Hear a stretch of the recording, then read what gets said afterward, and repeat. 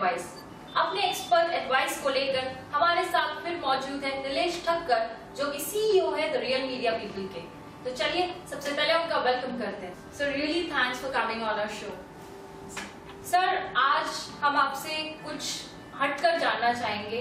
आप इन्वेस्टमेंट के बारे में बात कर रहे थे हमारे साथ, आपने बल्क बाइंग के बारे में बात की। अब मैं आपसे जानना चाहूंगी अंडरराइटिंग और प्री लॉन्च के बारे में। पर उससे पहले मैं आपसे एक क्वेश्चन पूछना चाहूंगी। कोई भी प्रोजेक्ट पब्लिक से लॉन्च होने से पहले किसी बिल्डर को अगर फंड्स गैदर करना है तो वो कैसे करता है? जनरली क्या होता है कि बिल्डर को फंड की हमेशा आवश्यकता रहती है, और स्पेशली जो बड़े प्रोजेक्ट्स वगैरह रहते हैं, तो एक बार लैंड एक्वायर करने के बाद, और कभी कभी डॉक्यूमेंटेशन पूरे नहीं भी होते हैं, जैसे आईओडी नहीं भी आई हुई रहती है, उसके पहले भी कोई कोई बिल्डर को फंड की जरूरत रहती है। तब बिल्डर आइदर प्री लॉन्च करता है, अदरवाइज कोई बैंक से अंडरराइटिंग करता है, और otherwise there are certain investor lobby. जैसे पहले के जमाने में वो लाला होते थे और जमींदार हुआ करते थे जिससे पैसा लिया जाता था, वैसे वो लोग कम रेट में वो प्रोजेक्ट उन लोगों को दे देते हैं, स्पेशल रेट्स वगैरह में दे देते हैं, और आज उसी को हम अंडरराइटिंग बोलते हैं, प्री लॉन्च बोलते हैं। ये वही है। तो वहां से थोड़ा सा पैसा वो लोग सिक्योर कर लेते हैं, जिसकी वजह से उन लोगों का सर्टेन गवर्नमेंट एक्सपेंडिचर्स वगैरह जो रहता है वो कर सके, और उसके बाद थोड़े 1-2 महीने के बाद depend from builder to builder public से लॉन्च करते हैं, जो प्री लॉन्च से कई गुना ज्यादा रेट से होता है। अच्छा सर, मैं जानना चाहूंगी कि अंडरराइटिंग और प्री लॉन्च के बीच में कोई डिफरेंस है? ऑब्वियसली है। प्री लॉन्च ये तब होता है प्रोजेक्ट जब प्रोजेक्ट का पूरा क्लियरेंस नहीं आया हुआ है। अच्छा। और बिल्डर को पैसे की जरूरत रहती है, वो टाइम पे करते हैं, और उसमें से certain percentage of the inventories वो लोग ऑफलोड कर लेते हैं, जिससे उसे वर्किंग कैपिटल में फायदा होता है। और ये pre launch selected investor lobby, जैसे हमारा रियल मीडिया पीपल है, और ऐसे सर्टेन बैंक्स वगैरह के साथ होता है, तो ये प्री लॉन्च होता है। दूसरा, अंडरराइटिंग और प्री लॉन्च में ये डिफरेंस होता है कि अंडरराइटिंग प्रोजेक्ट का सपोज के 3 माला 4 माला बनने के बाद भी बैंक उसको अंडरराइटिंग कर सकता है। और अंडरराइटिंग में क्या होती है कि बिल्डर को बैंक से सिक्योर्ड पैसा मिल जाता है, और वो प्रोजेक्ट को पूरा अंडरराइट कर देता है, तो उसकी वजह से उसको फायदा रहता है। जनरली अंडरराइटिंग वो लोग बैंक्स के साथ ही करते हैं, वेरेस प्री लॉन्च वगैरह जो रहता है वो बैंक के साथ भी होता है, और मतलब बैंक के इन्वेस्टर्स वगैरह के लिए भी होता है, और जनरल इन्वेस्टर्स के लिए भी होता है। एक क्वेश्चन यहाँ पे सूझा है, आपने बताया अंडरराइटिंग के बारे में, बैंक्स को लेकर ना, मुझे बताइए कि अंडरराइटिंग कौन कौन कंडक्ट कर सकते हैं? देखो, अंडरराइटिंग जनरली तो इंडिया में बैंक्स ही करते हैं, जैसे बहुत सारे बॉम्बे में फाइनेंशियल इंस्टीट्यूशंस है, वो लोग करते हैं। बट आज की तारीख में सपोज के छोटा प्रोजेक्ट रहेगा तो छोटी बैंक्स भी होती है, कोऑपरेटिव बैंक्स भी अंडरराइटिंग करती है, और सेट ऑफ इन्वेस्टर्स है, और हम खुद भी अंडरराइटिंग करके उन लोगों को सिक्योर कर देते हैं कि भाई आपका माल नहीं बिका तो हम ये आपको इतना पैसा टाइम टू टाइम देते रहेंगे, और अदरवाइज हम मार्केट में माल बेच देंगे। तो it depends from project to project size. Okay. अच्छा सर, प्री लॉन्च की बात करें तो एक इन्वेस्टर के लिए प्री लॉन्च क्या एक रिस्की अफेयर है? देखो, प्री लॉन्च के फायदे भी है, थोड़े नुकसान भी है। जनरली बिल्डर ये प्री लॉन्च आम पब्लिक के लिए नहीं करता है, सिलेक्टेड लोगों के लिए ही इंफॉर्मेशन वो शेयर करता है, जो उसके रेगुलर इन्वेस्टर्स हो उन लोग के साथ ही वो लोग करता है। इसमें प्री लॉन्च में रिस्क ये रहता है कि कभी कभी क्लियरेंस में डिले हो जाता है, तो उसमें थोड़ा सा कभी कभी रिस्की हो जाता है, तो उसमें वेटिंग पीरियड बढ़ जाता है। कभी कभी बिल्डर बोलता है कि 2 महीने में लॉन्च करेगा, 3 महीने में करेंगे, कभी कभी 1 साल 1.5 साल भी लग जाता है। अच्छा। बट इसलिए जैसे आप एक्सपर्ट के साथ आप रहोगे तो उसमें ज्यादा एडवांटेज रहता है। जैसे अभी real media people we deal with only the top category builders only, जैसे सेठ रुस्तम जी वो कैटेगरी के साथ करते हैं, तो उन लोगों का, ये बिल्डर लोगों का ट्रैक रिकॉर्ड भी अच्छा रहता है। और जनरली ये लोग क्या करते हैं कि जो बल्क डील करने वाले रहते हैं उन लोग के साथ ज्यादा ट्रांसपेरेंट भी रहते हैं।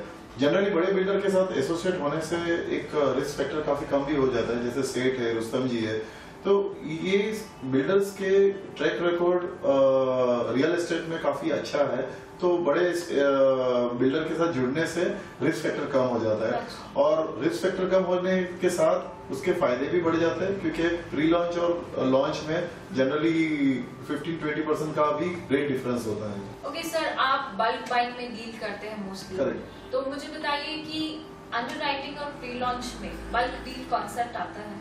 देखो, एक रहता है कि वो जनरल इन्वेस्टर को प्री लॉन्च ऑफर देता है, जो पुराने उसके इन्वेस्टर है, पहले कोई प्रोजेक्ट में उसके साथ जुड़े हुए रहते हैं और उसके साथ रहते हैं। और इसमें भी हमारे जैसे के साथ एसोसिएट होने में इन्वेस्टर को ये फायदा होता है कि प्री लॉन्च में भी if we are giving a commitment to a builder of something certain crores and all that, तो उसमें भी हमारे जैसे लोगों के लिए वो अलग सा रेट देता है, तो जिसका फायदा इन्वेस्टर को डेफिनेटली मिलता है। तो इसमें बल्क डील में ये एडवांटेज रहता है। प्री लॉन्च में रेगुलर इन्वेस्टर्स, उन लोग के जो है पुराने वाले, वो एक फ्लैट भी बाई कर सकते हैं, फिर इधर हमारा जो रहता है वो बल्क का डील रहता है, तो वो एडवांटेज इन्वेस्टर को मिल जाता है।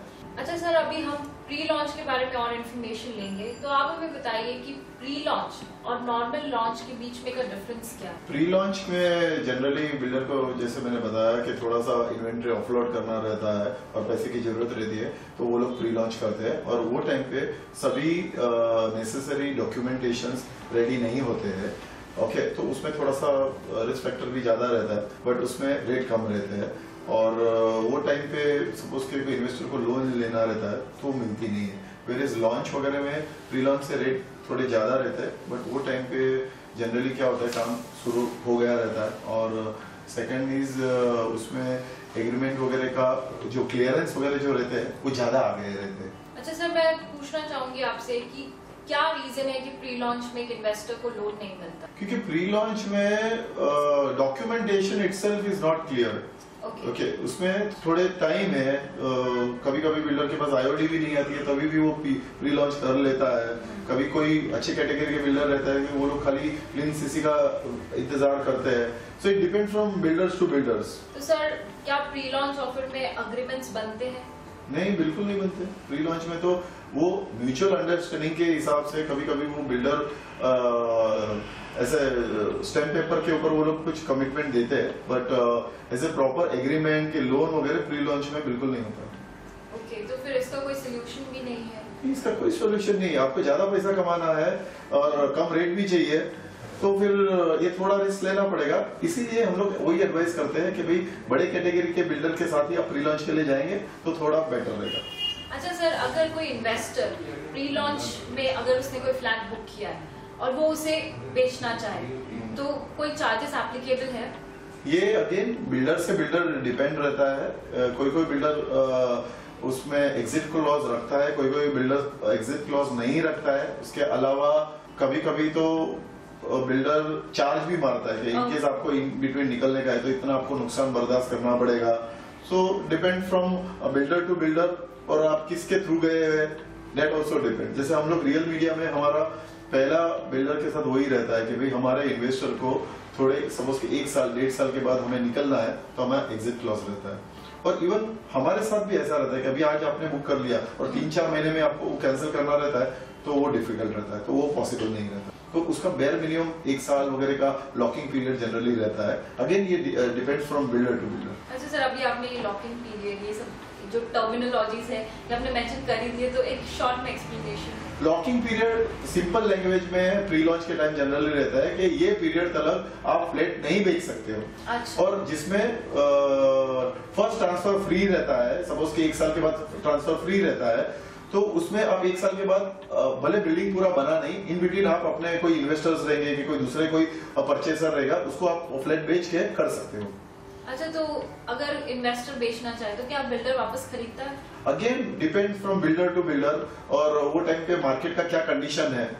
जैसे आज की तारीख में न्यू बॉम्बे में मुझे नहीं लगता कि कोई भी बिल्डर बाईबैक के लिए हाँ बोलेगा, क्योंकि आज की तारीख में माल बेचना बहुत डिफिकल्ट हो गई है। रीसेल फ्लैट बहुत डिफिकल्ट हो रहा है, बिल्डर को भी डिफिकल्ट हो रहा है, तो जो बेचा हुआ फ्लैट वापस वो क्यों बेचेगा।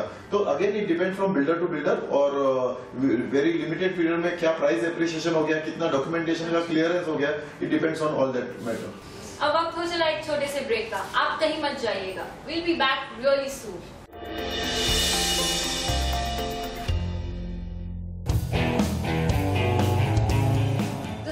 आपसे जानना चाहूंगी कि अगर सिमिलर प्रोजेक्ट्स हैं, सेम प्रोजेक्ट्स हैं, तो फिर इस सिचुएशन में क्या डिफरेंट रेट्स हो सकते हैं इन्वेस्टर्स के लिए? एक तो मैंने आपको पहले यही बता दिया कि जैसे ये बल्क बाइंग वगैरह में रहते हैं वो तो अलग रेट रहते हैं, बट उसके अलावा नॉर्मल कस्टमर के पॉइंट ऑफ व्यू से भी आप देखोगे तो सपोज के एक प्रोजेक्ट है जिसको पब्लिक के लिए उन लोग ने लॉन्च कर दिया है और उसका प्लेन्थ वगैरह खत्म हो गया और वो प्रोजेक्ट 3 साल का है, तो उसमें भी 2 रेट रहते हैं। बट बहुत बार बिल्डर इसको नेगोशिएशन स्किल में यूज कर लेते हैं कि जनरली प्री लॉन्च करने के बाद 20% पेमेंट लेते हैं और उसका सपोज के एक्स रेट है, तो वो बिल्डर ऐसे बोलते हैं कि आप इतना परसेंटेज पेमेंट दोगे तो हम आपको इतना डिस्काउंट दे देते हैं। बट एक्चुअली क्या होता है, हमारे जैसे एक्सपर्ट के साथ तो बिल्डर हमें इसको हम नेगोशिएशन गिन ही नहीं सकते, क्योंकि 20% के लिए हम अलग रेट देते हैं, 50% के लिए अलग देते हैं, 90% के लिए अलग रेट देते हैं, तो ये तो बेसिकली रेट कार्ड है। तो इसमें जनरली बिल्डर इन्वेस्टर के साथ ऐसा बिहेव कैसा करता है कि जैसे उसने उसको डिस्काउंट दिया, बट उससे 20% की जगह पे 40% पेमेंट ले लिया, 50% ले लिया, बट एक्चुअली इंटरनली उन लोग ने रेट कार्ड से ही किया रहता है, क्योंकि जनरली वो लोग मार्केट से 24-36% के ऊपर से पैसा उठाते हैं, तो ये इन्वेस्टर को उसके सामने 12 से 15% का रिटर्न दे देते हैं और उन लोग को थोड़ा सा रेट डिस्काउंट दे देते हैं। तो एक ही फ्लैट के लिए as per the builders rate card there can be 2 rates. तो ऐसी सिचुएशन में क्या इन्वेस्टर ने ज्यादा पैसे देने चाहिए? देखो, it depends from investor to investor. कभी कभी क्या होता है कि एक इन्वेस्टर एक प्रॉपर्टी बेच के दूसरा प्रॉपर्टी में डाल रहा है, तो उसको टैक्सेशन के पर्पस के हिसाब से उन लोग को दिखाना पड़ता है कि हमने बिल्डर को इतना पैसा दिया, तो from that point of view जितना एडवांटेज मिल लेना चाहिए। बट जनरली हमारा एडवाइस ऐसा रहता है कि जितना काम हो जाएगा उतना ही आप पेमेंट दोगे, वो ज्यादा एडवाइसेबल है। तो चलिए सर, अभी बात करते हैं रियल एस्टेट इन्वेस्टमेंट के बारे में। आप मुझे ये बताइए कि रियल एस्टेट इन्वेस्टमेंट बेटर है म्यूचुअल फंड्स और एफडी से? देखो, दोनों के एडवांटेजेस है, डिसएडवांटेजेस है, बट आप लास्ट 10 साल का आप ट्रैक रिकॉर्ड देखोगे तो म्यूचुअल फंड, और हमने तो ये भी देखा है कि बहुत सारे लोग ने एसआईपी किया था, और एसआईपी बोला जाता है कि वो तो एकदम सेफ है लॉन्ग रन के लिए, बट हमने देखा है कि लास्ट 10-12 साल में जो लोग एसआईपी में भी थे उन लोग को भी 9-10% का एवरेज रेट से ज्यादा रिटर्न नहीं मिला है। वो कंपेरिजन में रियल एस्टेट में डेफिनेटली बहुत मुनाफा हुआ, बहुत मुनाफा, मतलब हमेशा या मच मोर। लास्ट 10-15 इयर्स आप देख लीजिए कि पहले 10 साल के पहले 1 BHK क्या रेट से मिलता था और अभी क्या रेट में मिल रहा है, तो डेफिनेटली हमारे एडवाइस के हिसाब से रियल एस्टेट बेटर है, और उसमें भी बड़े कैटेगरी के सेफ बिल्डर के साथ रहोगे तो ज्यादा मुनाफा देगा, क्योंकि उन लोगों का क्या रहता है, छोटे बिल्डर की कंपैरिजन में रेट थोड़ा सा ज्यादा प्रीमियम रहता है, बट एमिनिटीज वगैरह भी सब अच्छी रहती है। और आज की तारीख में लोगों को लाइफस्टाइल चाहिए, लोगों का रहने की लाइफस्टाइल चेंज हो रही है, स्विमिंग पूल, क्लब हाउस वगैरह वो सब चाहिए, तो उसकी वजह से आपको लॉन्ग रन में प्रीमियम्स वगैरह काफी अच्छा मिलेंगे। तो हमारे व्यूअर्स आई होप ये सुन रहे हैं, अगर आपको इन्वेस्टमेंट करना है, अगर आपको अपना बैंक बैलेंस बढ़ाना है, तो एक ही सोल्यूशन है कि रियल एस्टेट में इन्वेस्ट करें और बढ़ा लीजिए अपने घर का धन। और जानेंगे आपसे प्री लॉन्च के बारे में। अगर कोई इन्वेस्टर प्री लॉन्च ऑफर में इन्वेस्ट करना चाहता है तो कौन सी ऐसी बातें उसे हमेशा ध्यान रखनी चाहिए? प्री लॉन्च में ये बातें ध्यान रखनी चाहिए कि डेवलपर कौन सा है, और उसके अलावा उसका ट्रैक रिकॉर्ड क्या है, क्या रेट से आप एंट्री कर रहे हो, कितना परसेंटेज पेमेंट ले रहा है, और अभी तक प्री लॉन्च में कितना क्लियरेंस आ गया है।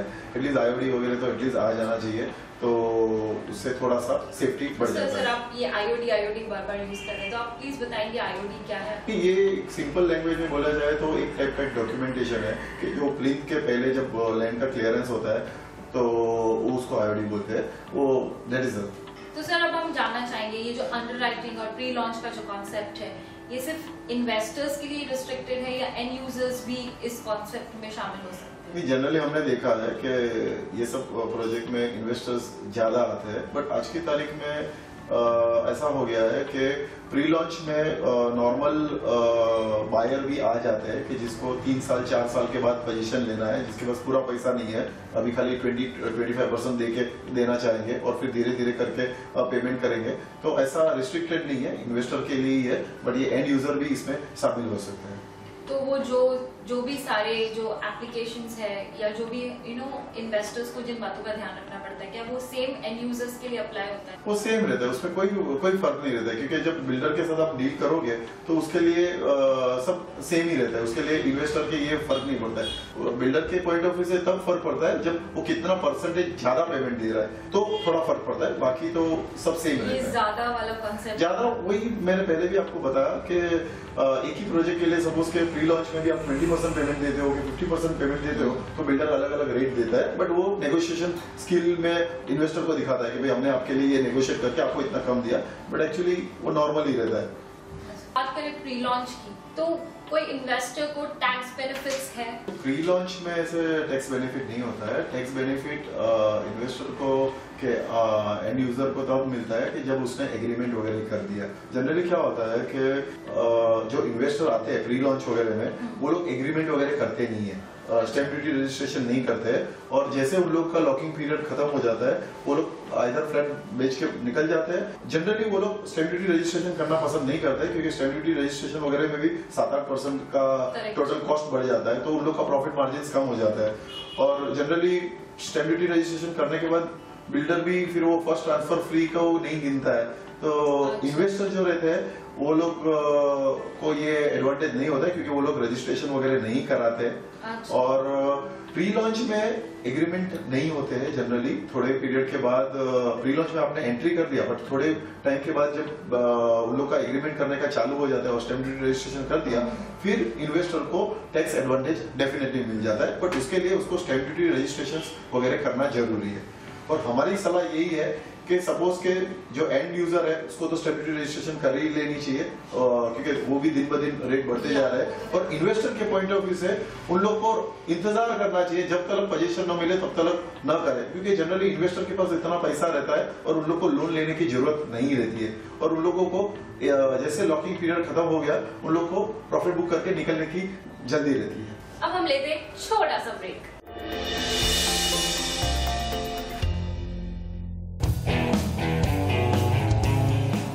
एक और बात जानना चाहूंगी मैं, ये इन्वेस्टर्स पॉइंट ऑफ व्यू से अगर आप देखें तो एक इन्वेस्टर को रेडी पोजेशन में फ्लैट इन्वेस्ट करना चाहिए या अंडर कंस्ट्रक्शन में जाना चाहिए? देखो, इन्वेस्टर के पॉइंट ऑफ व्यू से अंडर कंस्ट्रक्शन ही बेटर रहेगा, क्योंकि रेडी पोजीशन में क्या होता है कि सपोज के 100 रुपए का माल है तो उसको पूरा 100 रुपया दे देना पड़ेगा, उसके ऊपर से स्टैम्प ड्यूटी रजिस्ट्रेशन वैट वगैरह वो सब मिला के दूसरा 10 to 11% कॉस्ट बढ़ जाता है।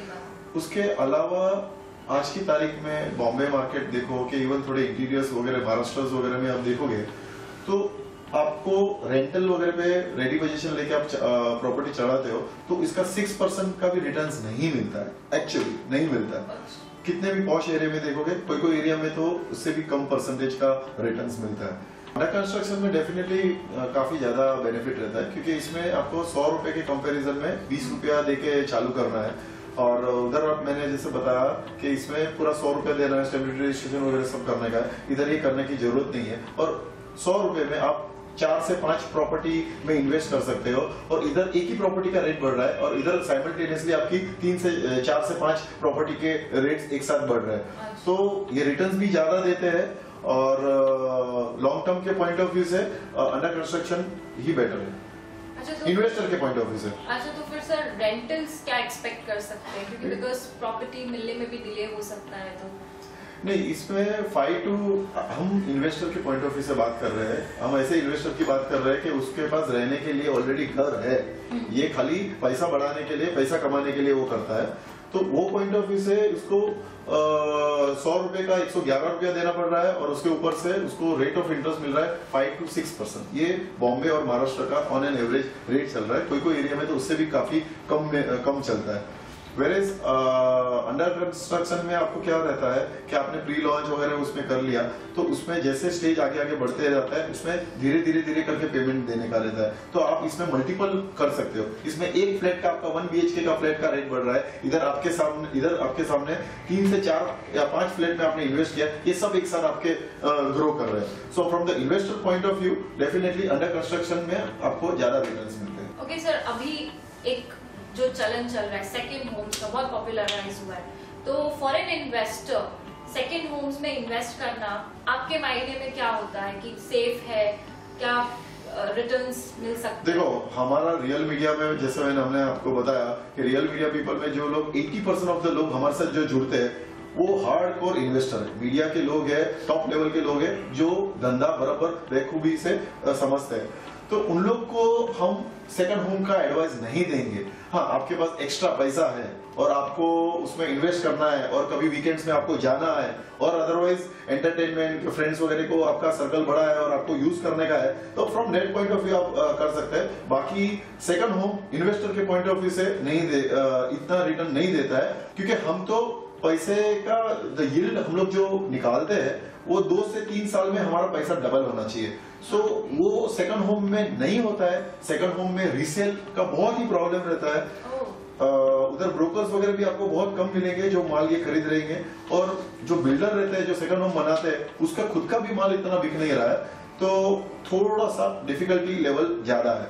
जनरली जो इन्वेस्टर्स वगैरह रहते हैं उन लोग को क्या रहता है कि 2 से 3 साल में उसको प्रॉफिट लेना रहता है। इसमें एक एग्जांपल मैं आपको देना चाहूंगा कि सपोज के लोनावाला में आप एक बंगलो लेते हो, तो आज की तारीख में अच्छे एरिया लोनावाला जैसे एरिया में 1 करोड़ के नीचे बंगलोज आते नहीं है, और 1 करोड़ इन्वेस्ट करने के बाद इसमें आप कितनी बार जाओगे? क्योंकि उसमें नया बंगलो रहेगा तो आप ज्यादा जाओगे, बट जैसे पीरियड जाएगा उसमें एक मेंटेनेंस का बड़ा प्रॉब्लम रहता है, मिसयूज का भी बहुत सारा प्रॉब्लम्स वगैरह रहता है, और उसके कंपैरिजन में 1 करोड़ का आप खाली एफडी में भी रख दोगे तो भी साल का आपको 9 लाख का मिलेगा, तो आप दर महीने में भी जाओगे तो भी 75,000 का आपको इंटरेस्ट मिल रहा है, तो आप 75,000 में तो उधर सबसे अच्छी फरियाद वगैरह होटल में भी आप रह सकते हो। तो फ्रॉम दैट पर्सपेक्टिव मैं एडवाइस आपको नहीं करूंगा सेकंड होम के लिए। बहुत लॉन्ग टर्म मतलब 5 साल 10 साल के पॉइंट ऑफ व्यू से आपको करना है और एक्स्ट्रा पैसा है तो आप सेकंड होम में करिए। अच्छा, मतलब सेकंड होम की तरफ तो बिल्कुल देखना ही नहीं है हमने। अच्छा सर, इन्वेस्टर के पॉइंट ऑफ व्यू से नहीं देखना है, आपको यूज करना है तो आप कर सकते हो। सर, हमने रेसिडेंशियल प्रॉपर्टीज के बारे में बहुत बात कर ली, अब एक इन्वेस्टर के लिए कमर्शियल मार्केट में इन्वेस्ट करना करंट सिनेरियो में ये क्या है? I'll tell you, 2005-2006 तक ऐसा था कि कमर्शियल मार्केट और रियल रेसिडेंशियल फ्लैट्स वगैरह में जनरली 30-40% का रेट डिफरेंस था। Commercial was very expensive, but ये ट्रेंड काफी चेंज हो गया है। कमर्शियल मार्केट में काफी बिल्डर्स लोगों को नुकसान हुआ है, बड़े बड़े ब्रांड को बॉम्बे में बहुत ही नुकसान हुआ है। एरिया लाइक अंधेरी, गोरेगांव, वर्ली, बीकेसी, उधर कमर्शियल मार्केट काफी स्लो चल रहा है। और आज की तारीख में फॉर एग्जांपल अंधेरी ईस्ट में रेसिडेंशियल फ्लैट्स महंगे हो गए और कमर्शियल सस्ता हो गया, तो फ्रॉम दैट पर्सपेक्टिव रिटर्न्स नहीं है। अभी रेडी पोजीशन भी आपने कमर्शियल ले लिया, बट उसमें भी जो रेंटल्स वगैरह है वो भी काफी कम आ रहे हैं, बिजनेस इतना चल नहीं रहा है। तो इन्वेस्टर के पॉइंट ऑफ व्यू से कमर्शियल मार्केट के लिए मैं आज की तारीख में एडवाइस मैं नहीं करूंगा। तो यानी कि हमने रेसिडेंशियल प्रॉपर्टीज में इन्वेस्ट करना है इन्वेस्टर के पॉइंट। अच्छा सर, अभी इन्वेस्टर्स के बारे में हमने बहुत सारी बातें भी कर ली, आपका एक अपना इन्वेस्टर लॉबी है। अब आपने भी बहुत मेंशन करा कि आपके इन्वेस्टर लॉबी में फिलहाल तो सारे मीडिया के बड़े बड़े लोग हैं, तो क्या द रियल मीडिया पीपल एक कॉमन मैन को, जो कॉमन पब्लिक है, उनको अप्रोच करेगा अपने इन्वेस्टर लॉबी में? नहीं, डेफिनेटली आज की तारीख में हम मीडिया के लोग हैं, तो हम लोग ने जो कंपनी फॉर्म किया रियल मीडिया पीपल मीडिया वाले के सपोर्ट के साथ ही किया था। बट अभी आज की तारीख में बहुत सारे स्टॉक एक्सचेंज वाले, बहुत सारे कॉर्पोरेट हाउसेस, वो लोग भी हम लोग को सामने से अप्रोच कर रहे हैं। उसके जो सीनियर मैनेजमेंट के जो लोग हैं definitely they are approaching us. Plus हमारे खुद के वेबसाइट भी है रियल मीडिया पीपल के, तो उसमें से भी हमें क्वेरीज वगैरह आती रहती है। वी एडवर्टाइज ऑल्सो, तो इसके लिए अभी हम लोग नॉर्मल पब्लिक को भी टारगेट करेंगे, but generally we go via references and all that. Okay sir, अब हम जानना चाहेंगे द रियल मीडिया पीपल ने मुंबई में कौन कौन से एरियाज में अपने इन्वेस्टर्स को इन्वेस्ट करवाया है? जनरली हमने पहले अंधेरी से शुरुआत की थी 2009 में भवंस कॉलेज के आजू बाजू में, उधर 3,500 रुपए में 2009 में हम लोग ने बल्क डील मारी थी। तो that was but medium category के बिल्डर थे, बट प्रोजेक्ट उसने 2 साल में पूरा कर दिया, तो हमारे इन्वेस्टर को बहुत बड़ा मुनाफा हुआ था। उसके अलावा अंधेरी ईस्ट में भी हम लोग ने कमर्शियल प्रॉपर्टीज वगैरह में किया था। उसके अलावा कांदिवली में ऑर्किड सबर भी है, कांदिवली का लैंडमार्क प्रोजेक्ट है डीबी रियलिटी और जेपी डेवलपर्स का, उधर हम लोग ने इन्वेस्टर्स को इन्वेस्ट कराए थे। विरार में रुस्तम जी एवरशाइन का जॉइंट वेंचर से उधर कराया है, मलाड में एवरशाइन है, और सबसे ज्यादा हमारा बल्क डील होता है सेट क्रिएटर्स के साथ, जैसे ऑरिस सेरेनिटी में there we have a maximum volume. Auris Serenity ये प्रोजेक्ट मलाड लिंक रोड का प्रोजेक्ट है, जिसमें ग्राउंड प्लस 63 स्टोरेज है। उसका फर्स्ट फ्लोर ही 10th फ्लोर से चालू होता है। इसमें हमारे मीडिया के हिंदी न्यूज चैनल के सीईओ, एंटरटेनमेंट चैनल के टॉप लेवल के लोग, एफएमसीजी, और हम खुद भी इसमें, हम लोग ने भी इसमें इन्वेस्ट किया हुआ है। उसके अलावा अंधेरी ईस्ट में वसंत ओएसिस करके काफी फेमस प्रोजेक्ट है, ये सब में हम लोग ने किया हुआ है। उसके अलावा भी बहुत सारे छोटे बिल्डर के साथ हम लोग ने स्टार्टिंग में किया था, तो वो भी सब कंप्लीट हो गए, and we are getting the advantage of it now. That's really great sir, and really thanks you came on our show। आपने इतनी अच्छी अच्छी बातें बताई, हमको काफी यूजफुल इंफॉर्मेशन दी।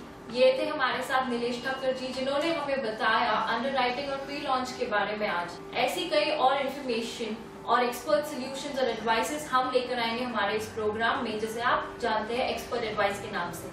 आप फिलहाल देखते रहिए spin TV. Goodbye, take care.